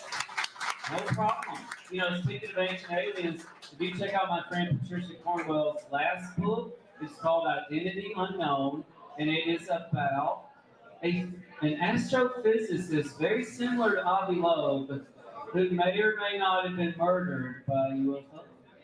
And in Identity Unknown, the main One of the main characters' favorite podcasts is mine. I did All Things Unexplained, and their favorite television show is Ancient Aliens. So good shout out there. I have a question for the audience. A little hand for the debaters here, but now I want to know what y'all think. Popularization. Does the oh gosh, I just had a flashback to my junior high prom. Does the popularity of an event make it more credible or less credible? What do y'all think? Super popular. Does that make it more credible or less credible? Both. It makes it what? Muddier. She says it makes it muddier. Do y'all agree with that? I think that's a good point. Makes it muddier. Who thinks Team Washington took home cultural impact? Team Washington. Folks? Oh. Okay, Roswell, I got one. Team Roswell, cultural impact. I think we found Team Roswell from this here. I need 2 brave volunteers to come forward. What's that? Intellectual culture and pop culture. I think they both got something for that. We got one volunteer here. What is your name? Kat. I need one more. Oh, yes, let's go. Number 1, Man in Black here. What is tell everybody your name again. My name is Greg Holmes. Greg Holmes. All right. Greg, I'm going to let you go first. So, Washington State. He didn't even know that you. Washington State is my chapel. I've investigated Washington State Mariano incident from not knowing anything about it, starting from word go. And what I found out is Harold Dahl, L'Oreal, has to be the first interaction with UFO in the U.S. in 1947, regardless of what Roswell says. Roswell had a crash. They had no interaction with the UFO.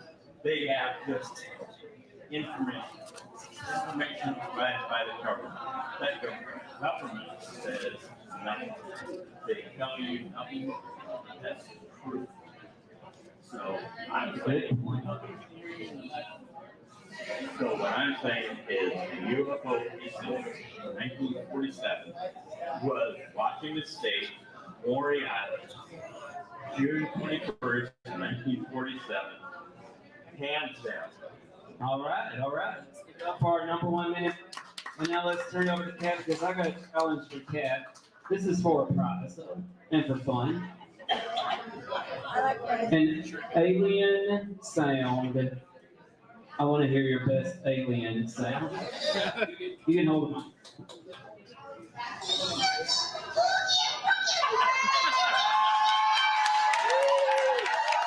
Holy moly, give her something good. I'm going to bequeath on you the most special gift that I brought. That's amazing. Really. One more, you got more coming. Hang on, stay up here, Kat. That was so fun. I have the photographic proof to prove the provenance. This is, I think, some banana nut bread, maybe pumpkin spice. I'm not sure.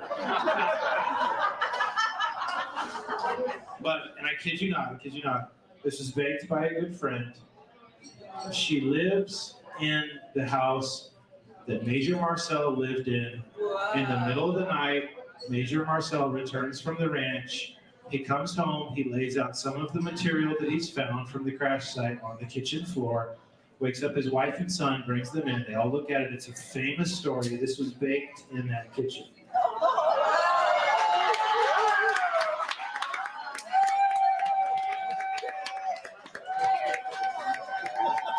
Give it up your hand. And I'm definitely hoping to taste that in that. So don't get abducted, cat. All right, let's have a few shout outs there. Give it up for Bill Skywatcher with KGRA. Now Scott Schaefer back there in South King Media. Give it up for DJ Close Encounter, who's going to be here. Late into the New Mexico night, and after Cat called those aliens in, you never know what could happen later. Give it up for Linda with Angel Remnant Art. Back there, check it out. Again, Craig Holmes with the #1 MIB, drove all the way from Washington State. Marianne Blau, are you still in here? Anna Burry. Get over here, my friend Lee Starks with some books there in the middle. Algae Analytics with some alien goo back here. Spaceport. Yeah! What the people in the live stream don't realize is everybody is still here because Spaceport hid their cars. They literally cannot leave. All right, so we have a captured audience. All right, let's have another little round of applause for our face. You're doing a great job.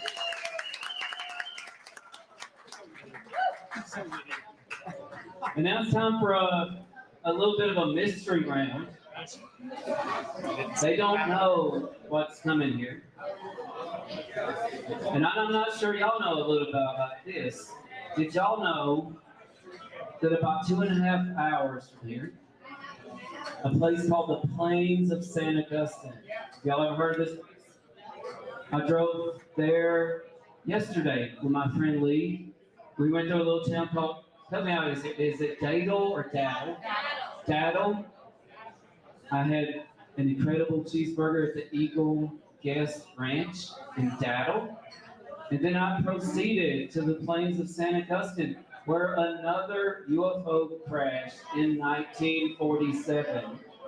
This does not quite get as much publicity as Washington State or Roswell, but it happened, folks, 1947.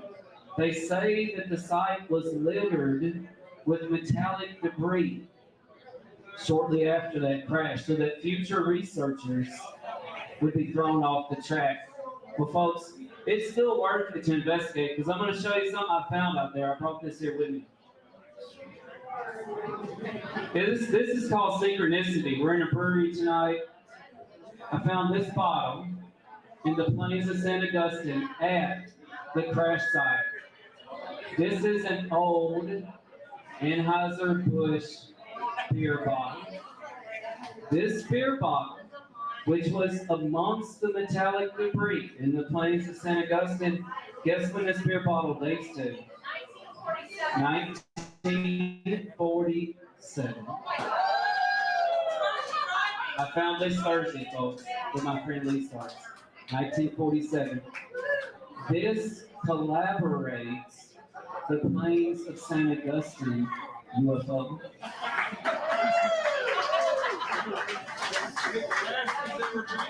But that begs the question. The government would have you believe nothing happened in the Plains of San Augustine. The government has rewritten that. I want Team Roswell to tell us about the government efforts to literally rewrite history and keep us from the truth. Roswell, you've got 3 minutes. The simplest example of this is the 1994 Air Force report. In 1994, the United States Air Force was impressed upon them that they must investigate what really happened in Roswell, reveal the whole truth. What did they do? They spent all this time investigating Project Mogul, accumulated nearly 1,000 pages of information on a balloon experiment, and slapped the word Roswell on the front and called it a day. In the course of that investigation, they did not interview anyone who had served at Roswell in 1947, except for one man, the counterintelligence officer. The counterintelligence officer who went with Major Marcel in the ranch and the rancher out to the ranch on that first trip. And when you pay attention to the land and the landscape, the distances between Roswell and the ranch, you realize the bewildering landscape, the dust of the world out there. And then you look at the story that this counterintelligence chief tells the Air Force in 1994. What you realize is he's telling a story that defies all plausibility. He basically says he'd been in Roswell for a week, he'd never been out onto that ranch, and without even meeting the rancher, ever, he denied he ever met the rancher, and without going with Major Marcel, who would have, in other words, on secondhand verbal directions alone, somehow he was able to make his way across a 60-mile distance. As the crow flies, it's much closer to 80 or 90 miles driving distance, and find not a humongous debris field, but a 20-foot square bullseye with a little tinfoil radar target kind in it, and he was back home in time for dinner. That's the official story. If you've been across that land, you know how impossible that is. That is the story that the only person that the Air Force bothered to interview who had ever served in Roswell, that's the story he told. That's the story the Air Force took at face value that they put out in their report. Folks, if you made that drive, you know it doesn't pass the smell test. And it makes no sense. And yeah, do you want to add anything to that? Can you repeat the question, Tim? Absolutely. I forgot it because I was trying to think of if I know anybody that's ever mentioned Maury Island. Well, you know what? That sounds like the government may have attempted to rewrite history for us. Washington, what do you say about that? You got 30 seconds.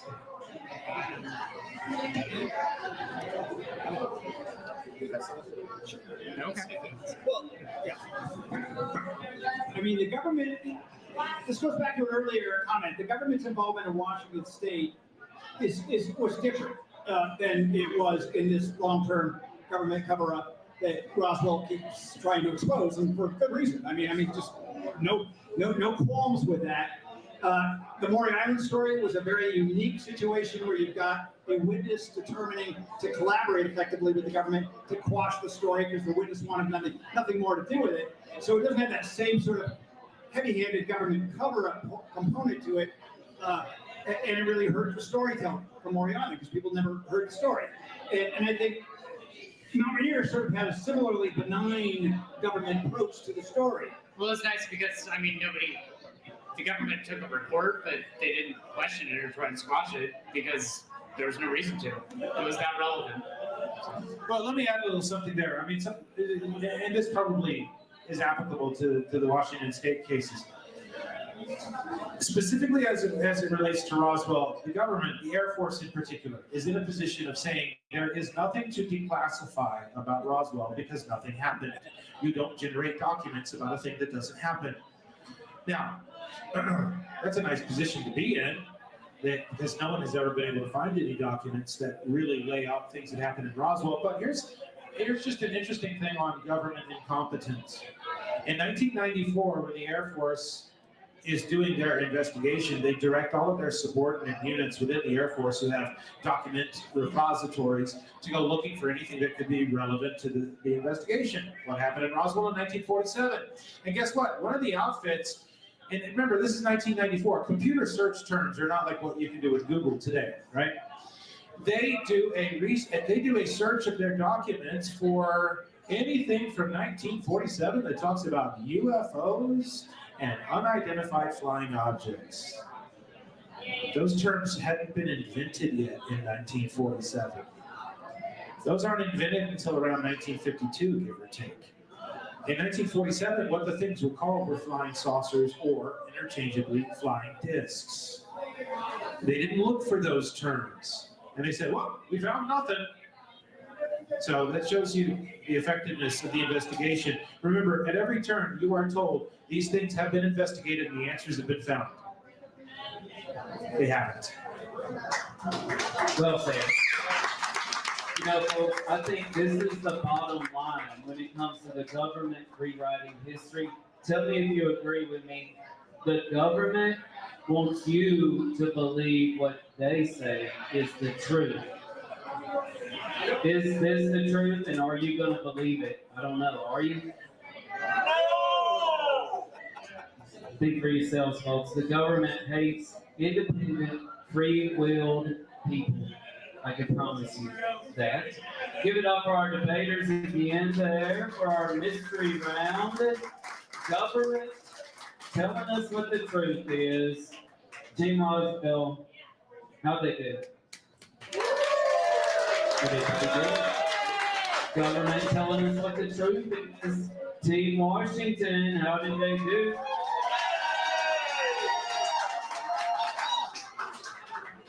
Can I get 2 brand new volunteers down here? 2 brand new volunteers. I got a little trivia for you. Couple of volunteers. I got one coming and I need one more. One more. Right here. Come on down. I always wanted to be a ball collector. Come on down. Let's go. All right, let me get a couple of trivia questions. Debaters. Bob Barker in his town. TRC, what is it? Bob Barker used to come to TRC with Ralph Edwards all the time. Wow. In the 50s. And I bet he golfed. Did he golf? He probably went to the plains of St. Augustine. And what's her name? Pam. And what is her name, sir? Gerard. All right, Pam. She's making fun of my New York accent. I can't believe that. Born and raised in New York City. Come on, man. You're giving me a hard time here. All right, Pam. Pam, I gotta say real quick here. What year did the Roswell incident happen? 1947, she says, is she right? Yeah. We got something for Pam. Here you go. Here you go, Pam. With 3 syllables. Y'all didn't know Pam. Pam from Ohio. Y'all, thank you. She says, I know Tennessee. She didn't know it's Mississippi. Thank you, Pam. It is Mississippi. I'll tell you something about how you know somebody's really from Mississippi. It's missing the second set of S's. Mississippi, not Mississippi. Not Mississippi. All right, Gerard. I need a good one for you. Let's see, Gerard. What state is home to Area 51?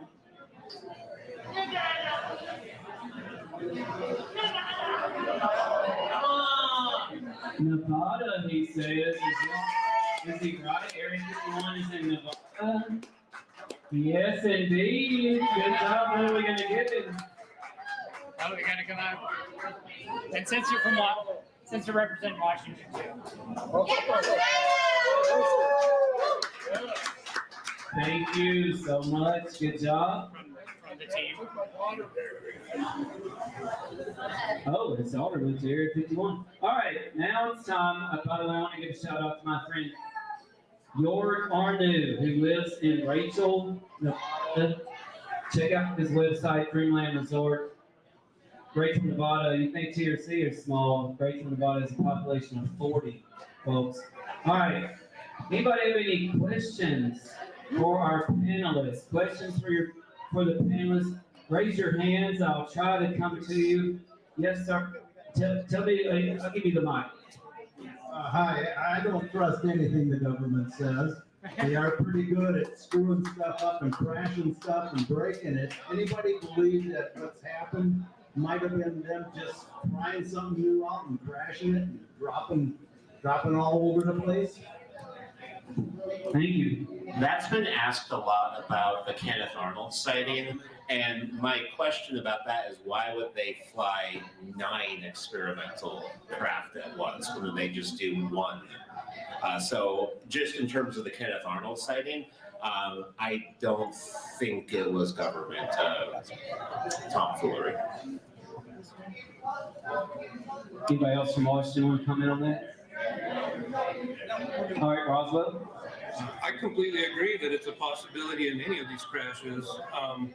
As we know, the government tests things like at Area 51 you were just talking about.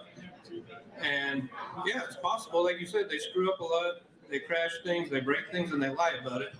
What I would like is, Tim, can you bring up the picture of the metal recovered from the Roswell site.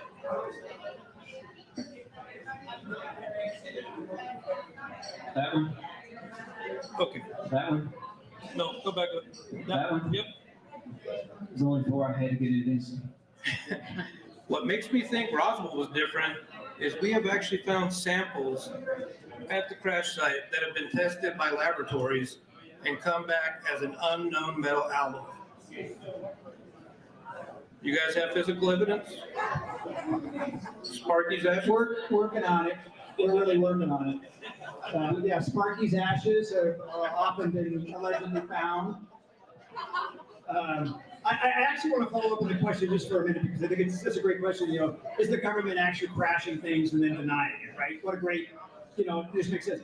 And then the discussion of Area 51. I mean, when I talk about this topic and try to give some overview, one of my favorite slides that I show is a Freedom of Information Act request in the 1960s where some citizen was asking the government, I would like to know information and get documents on this place called Area 51. And the generic response from the military was always, there is no such place. I mean, I can quote it, there is no such place as Area 51. It doesn't exist, right? And so that was a decades and decades and decades response from the government to the existence of a place. And we know from, I guess it was 2013 when the CIA finally revealed it, it was finally disclosed in 2013. I think it's the CIA who came out and said, oh, by the way, folks, always been lying, our bad, right? Our bad, always been lying, moving on. And the problem that I see with that is when you do that, now forever after 2003, we're already not trusting, but now we've got a story in our lifetime where the government said, oh, I did lie to you about all these things, and now they want to tell us, but today, believe me. And I think it's natural for all of us to say, well, are you kind of telling me a truth that is sort of an Area 51 truth? Or like a real truth, and how would I know? And so they create a massive amount of distrust when that happens. So when we have these cases, what do we believe? We aren't in a position to believe it. I want to jump in on this. Okay, so the root question is, could the answer to these things possibly be that it's something man-made, secret experimental craft that failed? We have to honestly say the answer could be yes. Let's investigate. And what happens when we start investigating other ordinary human crashes? We start learning important things that inform us on the context of the events that we're trying to find out the truth about. So I'll give it just kind of an example. This kind of goes along this line. Just a couple of weeks ago, me and Toby went to try to look at a crash site of a B-25. And it happened north of Roswell. We know it's a real crash. We know of an individual who served at Roswell, who was aboard the plane. He talked about it. And as you study that crash, and as you think about it, you use it as an opportunity to learn something about the way crash recoveries work. And you gather the details on it so that you can have that as a potential alternative explanation when you look at a person's piece of data. But what did we learn as we studied that crash? It happened in January, and the B-25 crashed north of Roswell because its wings had iced over and then the engines started to seize up. And the injured crewmen who parachuted out of the B-25 didn't get back to the Roswell Army Airfield Hospital quickly. It took them over an hour because the roads were icy. That is a crash of a genuine aircraft north of Roswell in 1947. And we know for a fact that it is not the crash that is going to cause the stories that we have here today, because there's no one in the case talking about wearing cold weather gear and being out in ice and snow. Okay, so it's important to study these other cases, study the legitimate history of all this stuff. You never know where an interesting fact will give you some glimmer into what happened. I could go on and tell other stories, but we'll move on. Sir, what's your name? Steve. Let's give Steve something right quick. Let's give one final shout out to TorC Brewing. John, there he is. They're over here hiding. have not been abducted yet. If you stick around for the after party, I got a little secret for you. We're gonna have slag and Sparky Ash giveaways at the after party. You do not want to miss that. All right, let's see. We have one more question. I think we got. This is gonna be lightning round question, okay? Lightning round. Sir, what's your name? Yeah, my name's Julio. I got a couple of, real quick, 1974, 2006, okay? I'm a young conflict launch in 74. Hold it up, I can't hear you. In high school, I was 1974. In my backyard, is saucer as high as a pole, hovering right over me. No lights, quiet, small. Okay? 1974. And that they call a liar and terror, blah, blah. 2006, I read a book. That's my question to both of you, especially in Washington. William Cooper wrote a book, Before the Pale Horse, who, after he wrote the book, suspiciously killed it. Somebody killed it. And he, in his book, this is a Navy intelligence officer wrote this book. In his description of that saucer that he described, it's exactly what I saw in 74. And it's incredible. 74 technology was probably fantastic, great. But this guy, William Cooper, he explained the same thing I saw. Hopes, it goes with 1,000 people that witnessed all these stuff, all these songs. That's my question to you guys. Well, 1 minute total. 1 minute total. Well, it's kind of a relief, like when you. Thank you, Julio. So I was 12 years old. I was walking to my school bus. I saw a black triangle off in the distance. Quiet as could be. 2 white lights and 1 red light, non-blinking. Yeah. No, it's totally typical. But that's the thing. It's like it's nice to have that corroboration when you hear other people's stories. Like I've read more about the black triangles. You know, the one over like the Phoenix lights. That was the giant. It's right there above my yard. No, right, but it's the nice feeling to know that there's other people that have witnessed what you've seen. So I have no doubt that you saw what you saw. So, yeah. I've not, no. But. I have not. No, I was literally just looking it up to try to figure out when it came out. I haven't done it. Yeah, it came out about 91, I think. Yeah, the whole pale horse. 15 seconds, Roswell. 15 seconds? Or whoever wants to go. I don't know what you saw. But I think you know that it wasn't fake. You want key. I'm saying key. Whoever was in that machine wanted me to see it because I was camping, laying on my bed, and I saw it come like this. You could see a bird fly poles high, and it was cruising, silent, no lights. Julio no had cigars, an no amazing nothing. encounter. And I stood up in my bed, and there was a young kid. Julio, make sure you talk to us after the debate. I know we would love to know a lot more about that because that is incredible. Gotta give it up for the debate teams again. Roswell, Washington. Ladies and gentlemen, tonight in Truth or Consequences Brewery, we bring Roswell and Washington together. We affirm that Washington is the birthplace of the flying saucer era, and Roswell is its capital.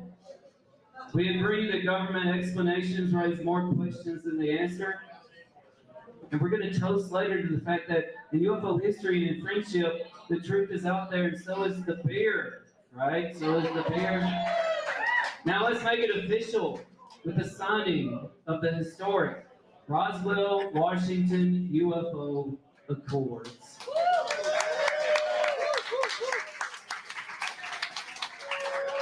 I should give our friends here, sign it, and then. Dun, dun, dun, dun. Here they are. All right.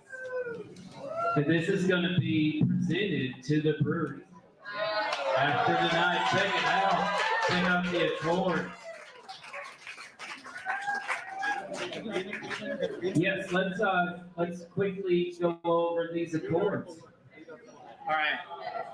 Article 1, shared legacy. that the events in 1947 at Maury Island, Mount Rainier, and Roswell shall each be remembered as vital threads in the tapestry of UFO history, which awakened the common human to a phenomenon that we must understand. Yeah, okay. Article 2, Cultural Impact.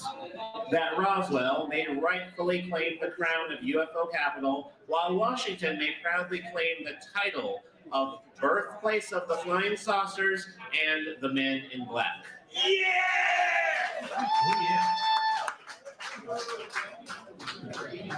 Article 3, government obfuscation, that the flying saucers are something real, not visionary or fictitious, whether labeled as Project Mogul, hoax, or nothing to see here, the government is hiding truths about UFOs. Here, here. Article 4, tourism and research. That both states have fueled curiosity, scholarship, and a thriving UFO culture, whether through museums, tourist festivals, or beer-fueled debates. At Truth or Consequences Brewing Company, the summer of the saucers is relevant today.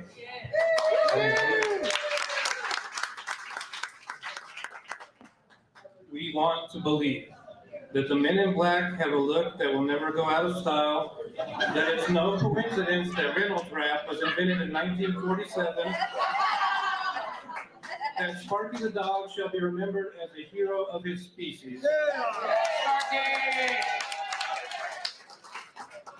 And that Kenneth Arnold's sighting ignited the public's fascination with UFOs. Also, the aliens weren't green. All right. As our debaters sign these accords, figuratively or literally, let's all recognize that tonight in Truth or Consequences, New Mexico, on this 10th day of October 2025, may these accords serve as a reminder that the truth is out there, and so is the beer. And it's at this brewery.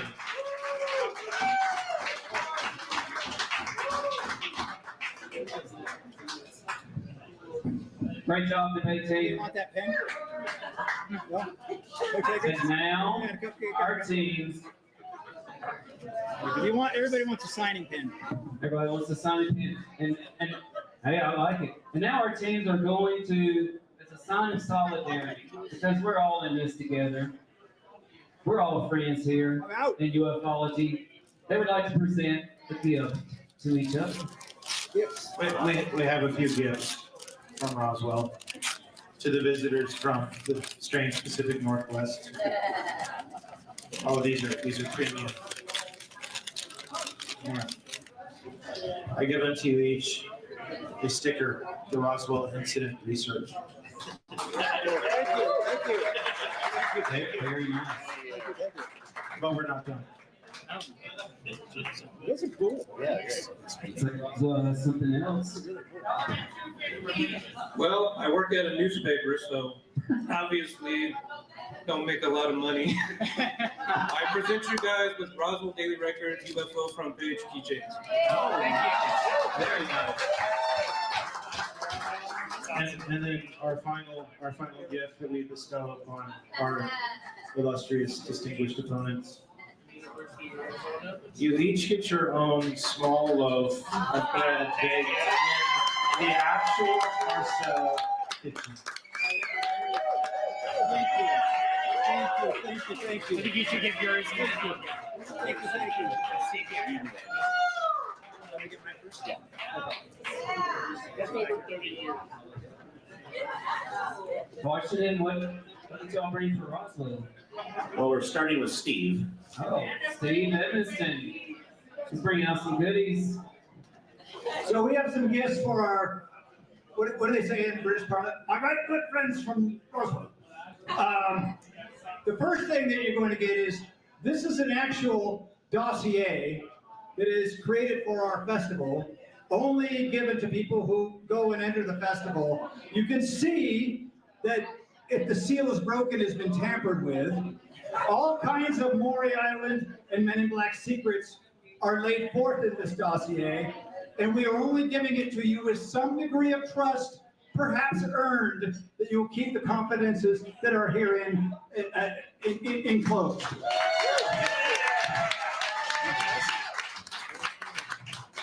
Those are hard to come by, I'm telling you. That's impressive. And then we also have some gift bags that have a number of items also from our festival, but it is very important. I'm going to hand each one to each of you. So all kinds of fun stuff. But please take the T-shirt out, if you would, gentlemen.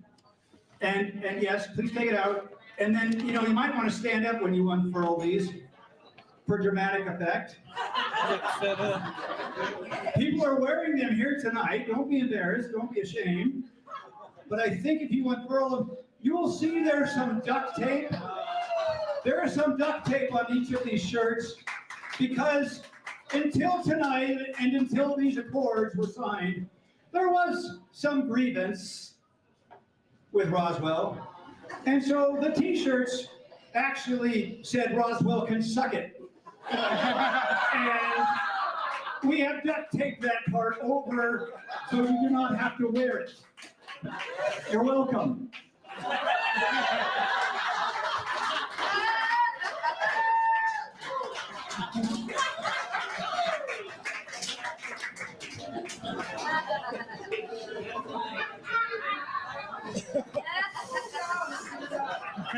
Very nice.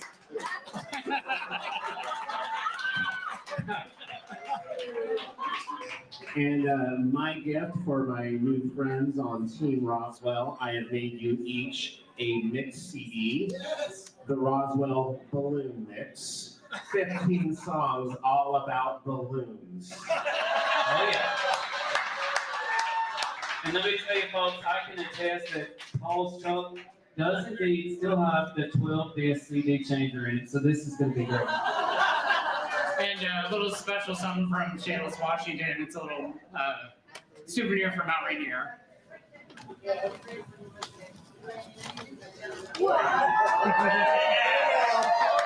you go. That's the real deal. That's the real deal. Is it real deal? That is impressive. Yeah, it's a little. This is a Schahalian. And we filled that balloon with all the hot air from Roswell this evening. Hey, all right. Welcome. Folks, this is proof, life is better with friends, all right? And we can't do life without each other. I would like to thank all of you for coming out tonight. I am Dr. Mounce from the All Things Unexplained podcast. You can call me Tim afterwards. This is Team Roswell. This is Team Washington. Would you all raise your glass with me? I'm not going to ask for an offering, but if you'd like to stand, you can. I will take offering in the as I give up. All right, folks, here we go. I want to encourage all of you, all of us, to take some time to get off our screens in the near future. Head out into the woods. Go out and look up at the stars. You might be amazed by what you see, but you may not find a Bigfoot or a Sasquatch in those woods. You may not spot a UFO in the sky, but you might just find the most important thing of all out there, and that's yourself. Cheers. Thank you, everybody. Thank you. Let's give it up, since we're finishing, Dr. Tim Mounce for moderating. All Things Unexplained. Thank you. Thank you. Good night, everybody. Good night, live stream. I am here to discuss the so-called flying saucers. We know now that in the early years of the 20th century, this world was being watched closely by intelligences greater than man's. Did the CIA write Wind of Change by the Scorpions? As humans busied themselves about the various concerns, they were scrutinized and studied. Dr. Loeb, what percentage chance do you give it that you have indeed uncovered extraterrestrial or non-human technology? With infinite complacence, people went about their affairs, yet across an immense ethereal gulf, intellects vast and unsympathetic drew their plans against us. All of a sudden, a stick out of nowhere landed right in front of us, and there was no tree, nothing overhead. Something threw it at us. Yeah. What's your hot take on Travis Taylor?